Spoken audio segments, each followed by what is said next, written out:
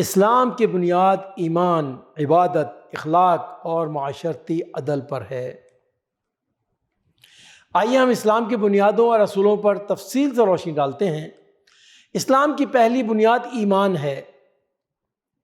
ناظرین کرام، ایمان کے بغیر اسلام کی عمارت نہیں کھڑی ہو سکتی۔ ایمان کا مطلب ہے اللہ تعالیٰ، اس کے فرشتوں، اس کی کتابوں، اس کے رسولوں، یوم آخرت اور تقدیر پر یقین رکھنا۔ اللہ تعالیٰ قرآن مجید میں ارشاد فرماتے ہیں، ایمان والے وہ ہیں جو اللہ اور اس کے رسولوں پر ایمان لائے، پھر شک میں نہ پڑے اور اپنے مالوں اور جانوں سے اللہ کی راہ میں جہاد کیا، یہی سچے لوگ ہیں۔ ایمان کے بعد عبادات کا درجہ آتا ہے۔ اسلام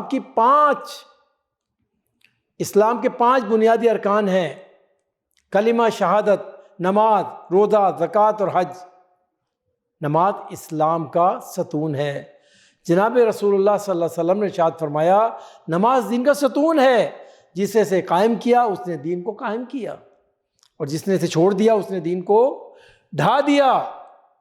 نماز ہمیں اللہ کے قریب کرتی ہے اور ہماری روحانی حالت کو مضبوط بناتی ہے۔ روزہ بھی اسلام کا ایک اہم رکن ہے۔ رمضان کے مہینے میں روزے رکھنا فرض ہے۔ روزہ ہمیں تقوی سکھاتا ہے اور ہمیں گناہوں سے بچاتا ہے۔ اسی طرح زکوٰۃ اسلام کا تیسرا رکن ہے۔ زکوٰۃ دینے سے ہمارے مال کی پاکیزگی ہوتی ہے اور معاشرے کے غریب اور ضرورت مند افراد کی مدد ہوتی ہے۔ حج اسلام کا چوتھا رکن ہے۔ ہر صاحب استطاعت مسلمان پر زندگی میں ایک بار حج فرض ہے۔ حج انسان کی روحانی تطہیر کا ذریعہ ہے اور دنیا بھر کے مسلمانوں کو ایک جگہ اکٹھا کرتا ہے۔ اخلاقیات اسلام کی بنیاد ہیں۔ رسول اللہ صلی اللہ علیہ وسلم نے ارشاد فرمایا، تم میں سب سے بہتر وہ ہے جس کے اخلاق سب سے اچھے ہیں۔ ہمیں دوسروں کے ساتھ حسن سلوک، انصاف، صداقت اور ہمدردی کا مظاہرہ کرنا چاہیے۔ اچھے اخلاق سے نہ صرف ہمارا معاشرہ بہتر ہوتا ہے بلکہ ہم اللہ کی رضا بھی حاصل کرتے ہیں۔ ناظرین کرام، اسلام میں معاشرتی عدل و انصاف کی بھی بڑی اہمیت ہے۔ اللہ تعالیٰ قرآن کریم میں ارشاد فرماتے ہیں، بے شک اللہ انصاف کرنے والوں کو پسند کرتا ہے۔ ہمیں ہر حال میں انصاف کا دامن تھامے رکھنا چاہیے اور کسی کے ساتھ ظلم و زیادتی نہیں کرنی چاہیے۔ انصاف سے معاشرتی استحکام اور امن قائم ہوتا ہے۔ اسلام میں تعلیم کی بھی بڑی اہمیت ہے۔ رسول اللہ صلی اللہ علیہ وسلم نے فرمایا، علم حاصل کرنا ہر مسلمان مرد اور عورت پر فرض ہے۔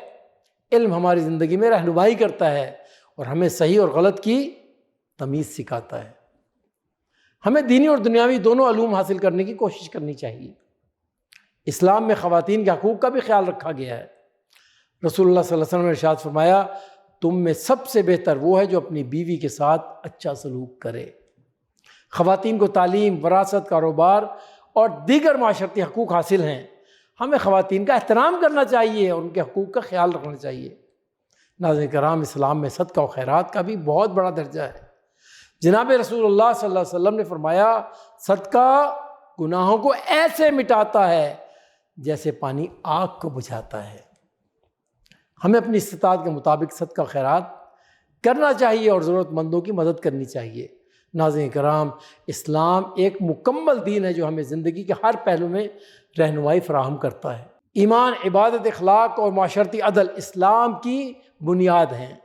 ہمیں چاہیے کہ ہم ان اصولوں پر عمل پیرا ہوں اور اپنی زندگی کو اللہ کی رضا کے مطابق گزاریں۔ مزید برآں ہمیں یہ بھی یاد رکھنا چاہیے کہ اسلام میں حقوق العباد کی بہت بڑی اہمیت ہے۔ اللہ تعالیٰ کے حقوق کے ساتھ ساتھ بندوں کے حقوق کی بھی پاسداری ضروری ہے۔ ہمیں اپنے والدین، اولاد، رشتہ داروں اور پڑوسیوں کے حقوق کا خیال رکھنا چاہیے۔ رسول اللہ صلی اللہ علیہ وسلم نے فرمایا، وہ شخص مومن نہیں جو خود پیٹ بھر کر کھائے اور اس کا پڑوسی بھوکا رہے۔ ہمیں اپنے معاشرتی تعلقات کو مضبوط کرنا چاہیے اور دوسروں کے ساتھ حسن سلوک کرنا چاہیے۔ ناظرین کرام، آخری بات یہ کہ اسلام میں عدل و انصاف کے قیام کے ساتھ ساتھ اخوت و محبت کا بھی درس دیا گیا ہے۔ ہمیں ایک دوسرے کے ساتھ بھائی چارے کا مظاہرہ کرنا چاہیے اور ایک دوسرے کی مدد کرنی چاہیے۔ قرآن میں اللہ تعالیٰ ارشاد فرماتے، بے شک مومن آپس میں بھائی بھائی ہیں۔ ہمیں اس بات کا خیال رکھنا چاہیے کہ ہم اپنے مسلمان بھائیوں کے ساتھ محبت اور ہمدردی کا سلوک کریں۔ اللہ رب العالمین کی بارگاہ میں دعا ہے کہ اللہ تعالیٰ ہمیں اسلام کے اصولوں پر عمل کرنے کی توفیق عطا فرمائے اور ہماری زندگیوں کو اپنی رضا کے مطابق بنا دے، آمین یا رب۔